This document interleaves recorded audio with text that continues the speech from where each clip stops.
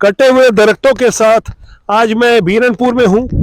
बीरनपुर जब मुझे जाने से रोका गया था वो तारीख थी 9 अप्रैल 2023 की।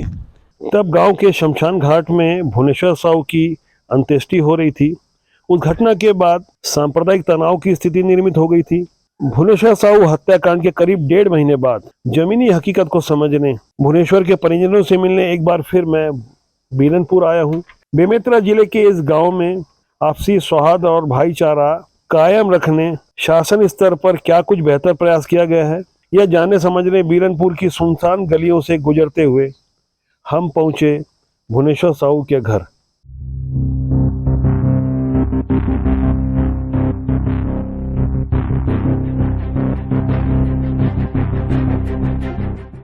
आज मैं मृतक भुवनेश्वर साहू के घर में हूं। उनके पिता से मेरी 9 अप्रैल को अंत्येष्टि के दौरान, जिस वक्त उसकी अंत्येष्टि हो रही थी भुवनेश्वर की, तब मैं वहां उनसे बात किया था। आप बताएंगे कि क्या शासन स्तर पर जो आपको आश्वस्त किया गया था, आप उससे संतुष्ट हैं? नहीं, 10 लाख रुपए और एक सरकारी नौकरी का वादा किया गया था आपको, तो उसमें संतुष्टि क्यों नहीं है, बताएंगे? संतुष्टि इसलिए नहीं है कि जो कार्रवाई करेंगे, बोले हम लिखित में नाम लिख के दिए थे मुसलमानों का, जिस दिन मेरे लड़के का मुक्तिधाम में लिखित में दिए थे कि भाई, और बाकी को दिन इंक्वायरी करो, घर में जाके उस जगह में जहाँ हत्या हुई जो जगह में जाके जगह सील करो, और है उनको गिरफ्तार कर पूछताछ करो, गिरफ्तार करो। थोड़ा खोल के बताएंगे कि किस जगह को सील करने की बात कर रहे हैं और कितने लोगों का आपने नाम दिया था गिरफ्तारी के लिए? हमने 40 लोगों का नाम दिए थे। और अभी कितने गिरफ्तार हुए? अभी वही जो 12 लोगों को गिरफ्तार किए उसी दिन, जिस दिन मेरे लड़के का हत्या किया उसी दिन जो गिरफ्तार किए 12 लोगों को, तो बस 12 लोगों को भी गिरफ्तार किए। दूसरे दिन हम जिस दिन मेरे बाद में किसी एक की गिरफ्तारी थी, कोई गुड्डू खान ऐसा कुछ नाम? नहीं, वो जिस दिन 12 में से एक की नहीं हुई थी, रशीद खान करके, उसकी किए। और जो हमने लिखित में दिए थे मुक्तिधाम में, जिस टाइम मेरे लड़के का क्या बोलते हैं अग्नि दान कर रहा था ना उस टाइम। जी जी जी, जी मैं था उस वक्त मौके पे। हाँ, तो उस टाइम लिखित में माननीय विजय बघेल जी भी नहीं बोलते कि कमिश्नर साहब को, एसपी साहब को, तो आपने शासन की जो अनुदान या जो भी मुआवजा दिया गया, क्या आपने उसको स्वीकार किया? नहीं, स्वीकार नहीं किए। आपको स्वीकार नहीं है? हाँ, अब जब तक कार्रवाई नहीं करेंगे स्वीकार है नहीं। कौन से हिसाब से हमको, कौन से हिसाब से दे रहा है शासन प्रशासन? क्या हमारे मुंह बंद करने के हिसाब से दे रहा है कि हम न्याय नहीं दिलाएंगे? कौन से हिसाब से दे रहा है? कौन से हिसाब से हम ले उनसे? हम वो बोले, हमारे सामने बोल दिए कि जांच करेंगे और घर में जाएंगे, किसी हथियार है जो जिससे भी मारा हो लड़के को उसको जब्त करेंगे, उस जगह में सील करेंगे बोले, और जो बाकी अपराधी है उनको भी गिरफ्तार करेंगे बोले। मेरे को एक बार उन कारणों के बारे में बताएंगे? अभी तक सारी बातें स्पष्ट नहीं हो पा रही है कि जैसे बताया गया है कि अचानक से हमला हुआ, ये मॉब लिंचिंग हुई, लोग भीड़ आ गई। थोड़ा एक बार फिर से बताएंगे कि एक्चुअल हुआ क्या था उस दिन 8 अप्रैल 2023 की वो तारीख को? उस दिन हुआ तो वो लोग पहले से ही मारेंगे करके, वो लोग जब हमारे धर्म सभा हुआ था ना, उस दिन से हम लोग के लिए चिढ़ा हुआ था। जो लड़की हमारे हिंदू समाज की लड़की लोग को लेके लेके गए, अपने बहू बेटी बनाए, तो हम लोग धर्म सभा किए। और धर्म सभा हुए तो हमारे साहू समाज के, हिंदू समाज के लोग आए थे, बोले ऐसे नहीं होना चाहिए भाई, हमारे बहू बेटी नहीं बिगड़ना चाहिए, अपने धर्म परिवर्तन नहीं होना चाहिए। तो हम लोग को समझाया वो लोग कि उनसे लेन देन बंद करो, उससे व्यवहारिक बंद करो, हम काका दादा करके रिश्ते बना लेते और हमारी लड़कियों को, बहू बेटी को ले जाते, तो उससे दूर रहो। इस हिसाब से हमारी मीटिंग हुई थी।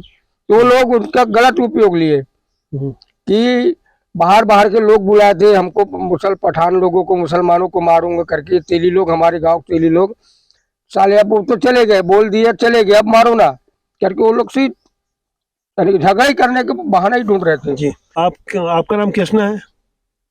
आप उस दिन मुझसे मिले थे 9 अप्रैल को, जिस दिन अंत्येष्टि था। आप भी आ जाइए, आपसे भी कुछ चर्चा करनी है। कुछ मैं इस बारे में कुछ और आज खोल के बात करूंगा। उस दिन हालात बेहद दुखद थे, तनावपूर्ण थे, और बहुत सारे मीडिया के लोगों का आना जाना लगा हुआ था। ऐसे तनावपूर्ण हालत में पीछे भाई की लाश जल रही हो और छोटा भाई सामने खड़ा हो जो मौके का गवाह हो, और उसने सब अपनी खुली आंखों से वो सब कुछ देखा हो, मुझे बताएंगे कि वो स्थिति क्या थी और अचानक क्या आपने देखा था? एक बार थोड़ा खोल के मुझे बताएं, कैसे एकदम से हमला हो गया और आपका भाई उस वक्त क्या कर रहा था अपने बचाव के लिए? उधर हमला किए तो उधर फिर हम लोग आपसे हो रहे थे, फिर दो पता चला कि भाई जा रहा करके, फिर साथ में दौड़ते हुए गए, फिर भाई को ना नहीं, भाई वहां पहुंचा कैसे? मेरे को शुरू से थोड़ा बताएंगे, भाई वहां गया क्यों और किस लिए उनके मोहल्ले में? उस मोहल्ले का नाम क्या है? मुस्लिम पारा। मुस्लिम पारा नाम ही रख दिया गया यहाँ पे? हाँ। क्यों रख दिया गया वहाँ पे? क्योंकि हमारा हिंदू अलग है। वहाँ पे कोई और हिंदू नहीं रहता, नहीं, खाली मुस्लिम लोग ही रहते हैं, इसलिए नाम रख दिया गया। हाँ। अच्छा, इस बातचीत के बाद हम बीरनपुर गांव के उस हिस्से में पहुंचे जिसे मुसलमान मोहल्ला बताया जा रहा था। हमारी उत्सुकता यह जानने की थी कि आखिर भाईचारे को किसकी नजर लग गई।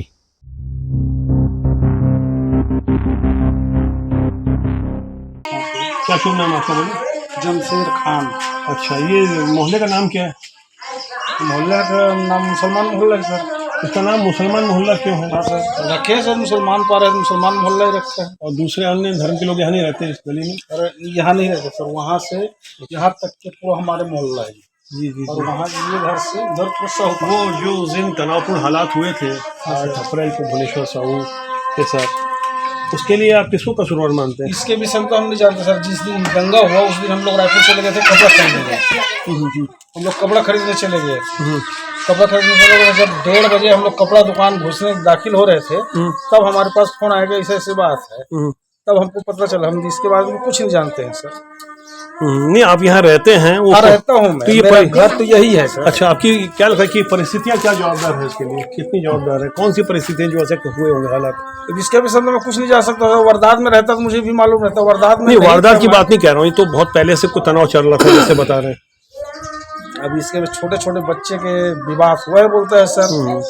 छोटे छोटे बच्चे के लड़ाई अभी में शांति कायम है? ऐसा लग रहा है कि आगे शांति रहेगी, आपको लगता है? अब देखो इंशाल्लाह तो कोशिश हो रही है शासन स्तर से और गांव के स्तर से? कोशिश तो हो रहा है सर। शासन ही, प्रशासन कुछ भी मीटिंग हो रही है आपस में? ना, आपस में हिंदू मुस्लिम कोई मीटिंग नहीं हो रही सर। अच्छा, तो कोशिशें होनी चाहिए। हमारा भी प्रयास है कि सौहार्द देखो सर, ऊपर वाले का दुआ है, आप लोग का आशीर्वाद है, तो जल्द से जल्द ठीक होना चाहिए। होना चाहिए, अमन चैन कायम रहना चाहिए। पहले तो फर्स्ट क्लास था सर, हिंदू मुस्लिम पहले मस्त था। ये कब से हालात खराब हो, क्या लगता है आपको?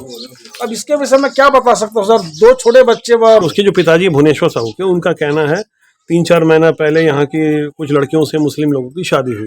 इसमें क्या सच्चाई? उसके बाद तनावपूर्ण हालात हुए जैसे उसके पिता का कहना है। लड़की तो आया सर, ये छुपाने वाला बात तो है, ये नहीं है। जी लड़की तो आया है। जी ये क्या कि लड़की की मर्जी से, लड़का की मर्जी से तो लड़की नहीं आएगा।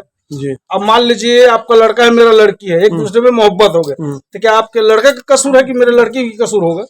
अच्छा, ये मानते कि नहीं मानते? तो ये आपका लड़का कसूर तो लगता है कि उस कारण से थोड़ा सा हालात तनावपूर्ण हुए होंगे। उसी कारण से हुआ।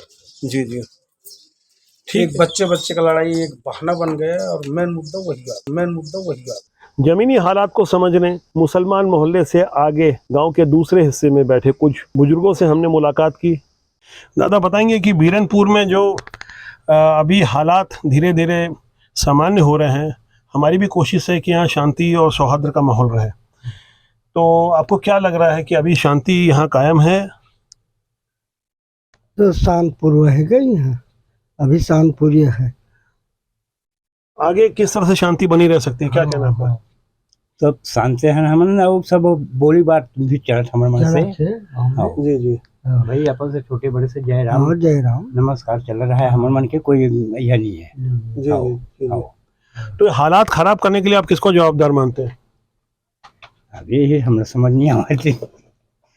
शांति तो है ही है, शांति है कि कोई बात कोई नहीं, बात के झगड़ा जो नहीं है होना हमारे यहाँ। होते हो गए, जी जो होना होते हो गए।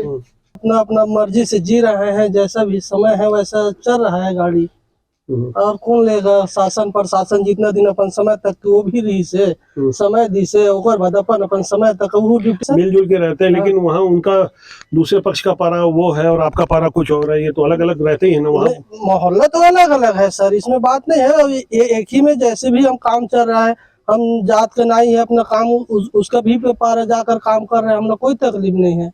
तो वो कौन लोग हैं जो आपस में इस तरह का माहौल खराब करने के लिए उस दिन मैं नहीं रहे थे सर, मैं बाहर रहे थे। पर अभी आपको क्या लग रहा है, अभी हालात तनावपूर्ण है? नहीं, इतना शांत हो गए सर, हम लोग सब शांत है, वो भी शांत है, मुसलमान भी है, हिंदू भी शांत है, इसमें कोई शांति रहनी चाहिए, शांति की अपील कर रहे हैं। हाँ। आपका नाम बताएंगे? श्यामलाल श्रीवास है मेरा नाम। वहाँ गया क्यों था अचानक, क्या हालात ऐसे हुए थे? बैठक चल रहा था हमारा, जी। फिर बैठक शुरू ही होने वाला था कि उन लोग बोले कि तुम्हारे हिंदू को मार रहे आओ करके। फिर गए ऐसे ही 2-4 जने, फिर दौड़ते दौड़ते आए, उन लोग फिर आ गए एकदम से। पहले किसने मारा? उन्हीं लोग ने मारना चालू किया।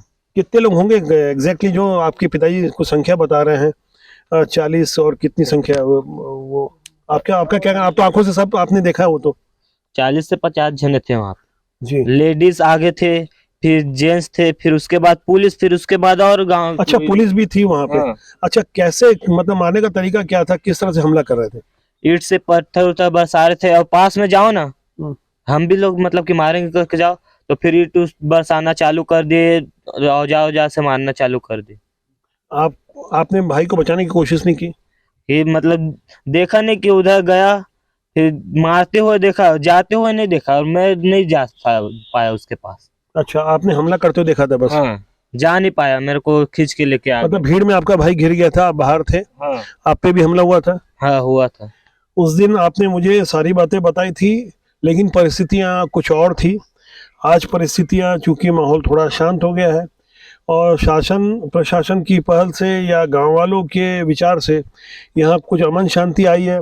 हम भी चाहते हैं कि यहाँ सौहार्द का माहौल निर्मित हो, लेकिन ताली एक हाथ से नहीं बजती। कोई भी पक्ष हो, किसी भी पक्ष की गलती हो, किसी की भी गलती ना हो, लेकिन परिस्थितियां सभी जगह सामान्य होनी चाहिए। आपके भाई के साथ जो हुआ, उसके बाद सरकारी नौकरी और 10 लाख रुपए मुआवजा देने की घोषणा की गई है शासन की ओर से, क्या आपको ये स्वीकार है? अभी तो जब तक कि भाई का जो केस का सुनवाई नहीं होगा, उनको सजा नहीं मिला, तब तक हम मतलब कि नहीं लेंगे। आप क्या चाहते हैं? बाकी से कुछ गिरफ्तारी तो हुई है कुछ लोगों की, शासन ने तो अपने स्तर पर कार्रवाई की है, आप इसे क्यों गलत मतलब ठहरा रहे हैं? अभी तक वो जो और है बाकी दंगे में थे, वो झगड़े में, वो तो अभी तक जेल ही नहीं है उनका, वो खुले घूम रहे। और वो अंजोर है, वो भी खुलेआम घूम रहा। वो घूम रहा है या फरार है? अभी फरार था, फिर आ गए, गाँव में घूम रहे। आपने उसको देखा घूमते हुए? हाँ, नामजद आरोपियों को परिजनों ने घूमते हुए देखा, जैसे बता रहे हैं। आपका कहना, आपने भी देखा है? हाँ, हमने भी देखा। नाम बताएंगे कुछ लोगों का जो घूमते हुए देखे गए? उनका तो डबल नाम है। हाँ, नाम बोले तो बताइए, है ना, जो उनका पूरा डबल नाम है, जानते हुए बता रहे हैं। कैसे? मतलब कि जो डबल नाम उनका, कोई खोबला है, उसी का अलग नाम है, 2-3 नाम है एक जने का। अच्छा। हाँ। तो आप गिरफ्तारी से संतुष्ट नहीं है, और गिरफ्तारी होनी चाहिए, आपका ये कहना है? ये और जनता होनी की चाहिए। जगहों की सील करना चाहिए। और लेडीज भी सामने में था, लेडीज को भी गिरफ्तार नहीं किए। मृतक भुवनेश्वर साहू की माताजी से बात करूंगा और समझने की कोशिश करूंगा कि आप जो कार्रवाई हुई है, उस कार्रवाई से आप कितना संतुष्ट हैं? आपका बेटा गया, दुख तो आपको बहुत होगा, मैं समझ सकता हूँ आपकी भावना को। परिवार के सभी लोग और समाज में जो भी जागरूक होगा इस तरह से हत्या का, उसे दुख होगा।